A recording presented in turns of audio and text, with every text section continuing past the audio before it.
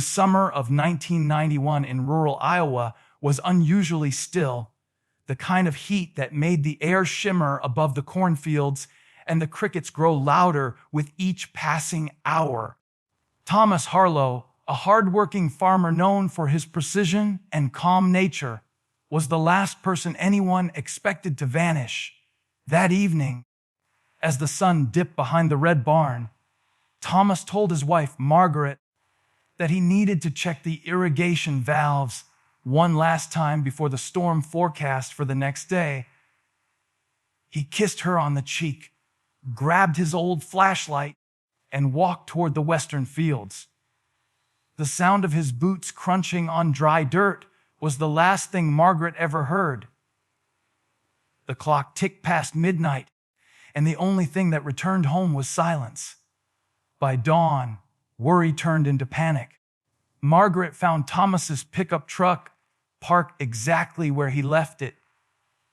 Keys still in the ignition, engine cold, and his thermos of coffee sitting on the seat, half full.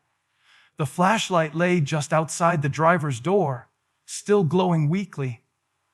When she called the neighbors, they joined her in a desperate search, combing through rows of tall corn and muddy ditches that bordered the farm.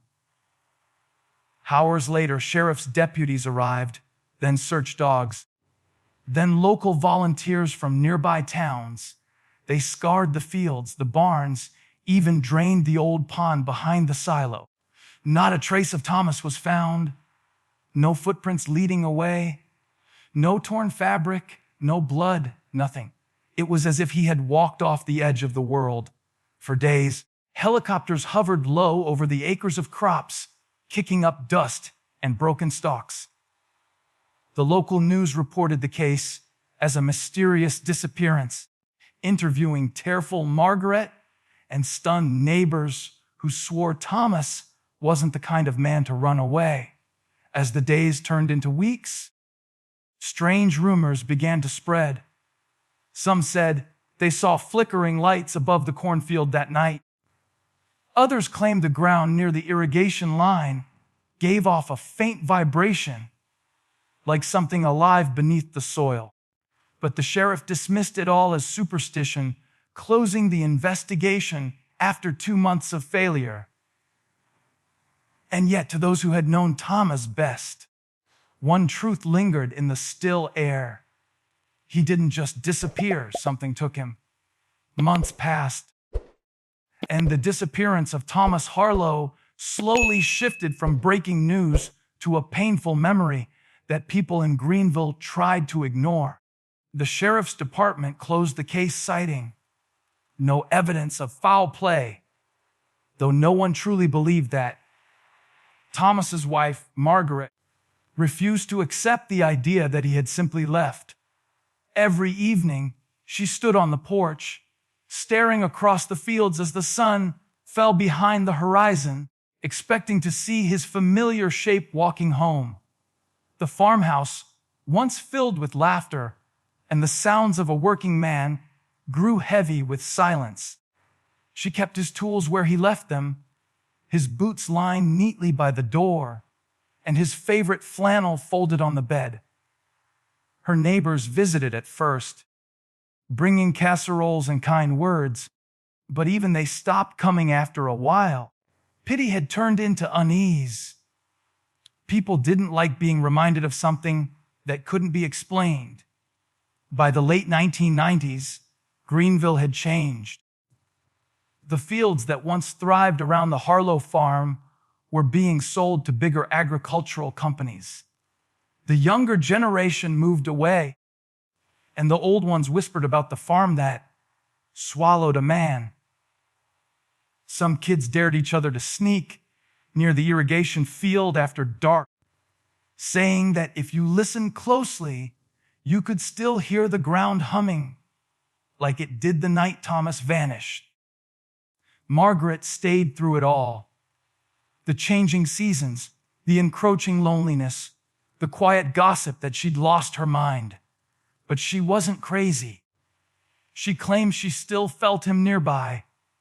His presence, his warmth, as if he was just out of sight, trapped somewhere between her world and another. People pitied her devotion, but deep down, it unsettled them. There was something wrong about that land, something that felt unfinished. By the time 2010 arrived, Greenville was barely the same town. The old grocery store had closed, the church bell rang for fewer and fewer funerals, and most folks barely remembered Thomas's name. His story had become a local legend, a ghost tale parents told their children to keep them from wandering too far at night. But inside the Harlow farmhouse, time stood still. Margaret never remarried, never moved away. She left Thomas's clothes hanging in the closet, a faint smell of earth and tobacco still clinging to the fabric. Sometimes, in the still hours before dawn, she swore she heard the floorboards creak, the same slow, steady steps of her husband walking down the hallway. And though the world outside had moved on, Margaret never did. For her, the night he disappeared never truly ended. It was a foggy morning in May 2021, and Route 6 was barely visible under the thick white mist rolling across the fields. A long-haul truck driver named Cal Morris was heading east when his headlights caught the shape of a man stumbling barefoot along the shoulder of the road. Cal slammed the brakes, his tires screeching against the wet asphalt. The man didn't look injured, just lost. His clothes were torn and outdated, the kind of workwear you'd see in an old photograph. And his eyes seemed unfocused, as if he was seeing through the fog rather than into it. When Cal asked if he needed help, the man simply muttered, "I was just fixing the valve. Where am I?" His voice was calm, confused, and eerily familiar to anyone who'd ever heard Thomas Harlow speak. When the police arrived minutes later, the stranger offered no resistance. He gave his name, Thomas Harlow, and handed over a weathered driver's license, edges worn, photo faded. The officers didn't know whether to laugh or panic. The license was authentic, issued in 1988, and the man in front of them looked exactly like the photo. The same face, same hair, same age. 30 years had passed since his disappearance, but Thomas hadn't aged a single day. They took him to the county hospital for evaluation, where the medical staff whispered nervously as they compared old newspaper clippings to the man sitting in front of them. His fingerprints matched perfectly. His DNA confirmed his identity. And yet, the impossible remained. The man who vanished in 1991 had somehow reappeared in 2021, unchanged by time. When the news reached Greenville, it spread like wildfire. Reporters flooded the quiet town, desperate to see the time traveler farmer.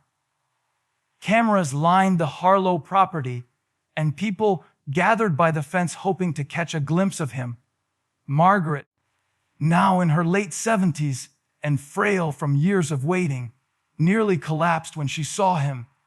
She reached out trembling hands, touching his face as if afraid he'd vanish again. "You haven't changed," she whispered, tears streaming down her cheeks. Thomas smiled gently, unaware of the weight his return carried. "It's only been a few minutes, Maggie," he said softly. But outside, the world was different. The cars, the houses, even the sky seemed unfamiliar to him. And as the doctors and investigators surrounded him with questions, one mystery became painfully clear. Wherever Thomas Harlow had been, time had stood still. Doctors, journalists, and government officials swarmed the hospital, desperate to understand what had happened to Thomas Harlow. They ran every possible test, blood work, neurological scans, even carbon dating on his clothes. But everything pointed to the same impossible truth. He was physically identical to the man who vanished in 1991. No signs of aging, No illness, no trauma. When questioned, Thomas seemed calm, even slightly amused by all the attention. But his answers only deepened the mystery. He claimed that on the night he disappeared, he'd been fixing the irrigation valve when the ground began to hum. Not violently, but like a steady vibration under his boots. He said the air around him shimmered, and a strange buzzing filled his ears. Then, in his words, everything blinked. He thought maybe lightning had struck nearby, or he'd lost consciousness for a moment. When he opened his eyes, the sky was darker, and the air felt heavier, colder. He walked home thinking no more than an hour had passed. To Thomas, only minutes had slipped by. But to everyone else, it had been 30 years. When investigators took him back to his property, his confusion turned to quiet dread. The farmhouse looked the same, but older, weathered, with ivy crawling up the walls and the barn roof sagging under rust and dust. Margaret watched him from the porch, her eyes full of disbelief and tears. "You said you'd be right back," she whispered. Thomas stepped forward slowly, his boots sinking into the same soil he had walked across decades before. Yet it all felt foreign, almost artificial. He touched the doorframe he built with his own hands, now splintered and gray, and asked softly, "Why does it look like it's been abandoned for years?" No one could answer him. Every clock, every calendar, every newspaper confirmed the same nightmare. He had skipped through time without even realizing it. When experts returned to the irrigation site Thomas mentioned, they discovered something strange. The old metal valve was still there, half buried under layers of dirt and overgrowth.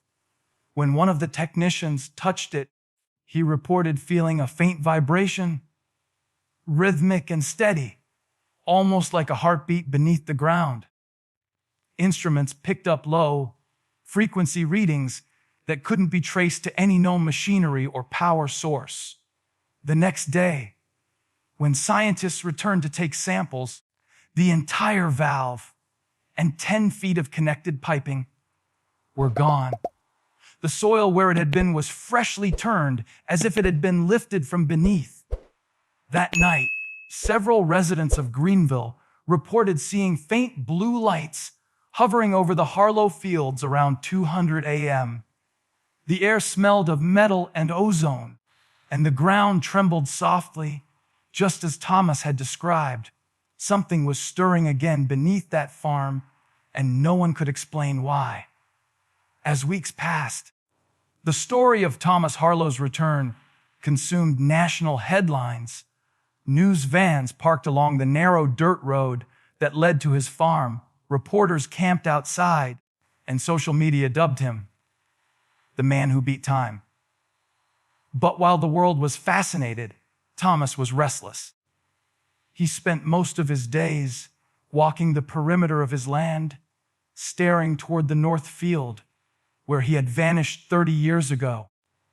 He told Margaret he could hear it again, a faint hum that no one else seemed to notice, pulsing beneath the ground at night. Scientists from all over the country came to investigate, setting up equipment to measure magnetic fields, soil frequencies, even gravitational shifts. But every time they tried to capture data, their instruments glitched or shut down. One night, a reporter caught footage of the ground vibrating softly near the irrigation site, like a heartbeat in the earth. The footage aired once on local TV and then disappeared from every online archive within days. Thomas's behavior grew increasingly strange. He would wake up at 2 a.m., pacing by the window, claiming he saw flickers of blue light hovering just above the field. Margaret begged him to stay inside, to let the scientists handle it, but he seemed drawn to that energy, almost hypnotized by it. "It's calling me," he said one night. his voice trembling. "I think it's unfinished." He spent hours standing at the edge of the fog, staring into the darkness where the hum was loudest. The more he listened, the quieter he became. His eyes, once steady and kind, began to carry a distant look, like someone caught between two realities. The town whispered that Thomas wasn't fully human anymore, that whatever had taken him in 1991 hadn't just let him go, it had changed him. Even the dogs refused to go near the field now, barking and whining whenever he got close to it. Then came the night of June 17th, 2021, a date the people of Greenville will never forget. A storm was brewing, thunder rumbling low and distant. Around 1:53 a.m., security cameras on the Harlow property recorded Thomas stepping out onto the porch, barefoot, wearing the same flannel shirt he'd vanished in all those years ago. He walked across the yard, calm and deliberate, the fog swallowing him whole. For 12 seconds, the footage glitched into static. When it cleared, the field was empty. No flash of light, no sound, just silence and the faint sway of corn in the wind. By morning, his footprints ended abruptly at the same spot they had 3 decades before. Margaret found his wedding ring lying in the dirt, still warm to the touch. The humming stopped that night, but some say when the fog rolls back over the farm, it starts again. To this day, no one knows where Thomas Harlow went or what really lies beneath that silent Iowa soil. The government sealed off the property not long after his second disappearance, citing environmental instability. But locals know better. They still hear the hum when the fog settles low, a faint vibration in the earth. The same sound Thomas described before he vanished again. Some say it's the land remembering him. Others believe it's calling for someone else. Margaret passed away a few months later, never speaking of that final night. The farmhouse stands abandoned now, its porch light still flickering every time a storm rolls in. And though the roads around Greenville have long gone quiet, truckers who drive Route 6 after midnight swear they sometimes see a man walking barefoot through the mist. Wearing an old flannel shirt, his eyes fixed on something only he can see. Maybe Thomas Harlow wasn't lost in time. Maybe time itself was lost in him. And perhaps on nights when the earth hums low and the air feels heavy, he's still out there, walking between worlds, searching for a way back home.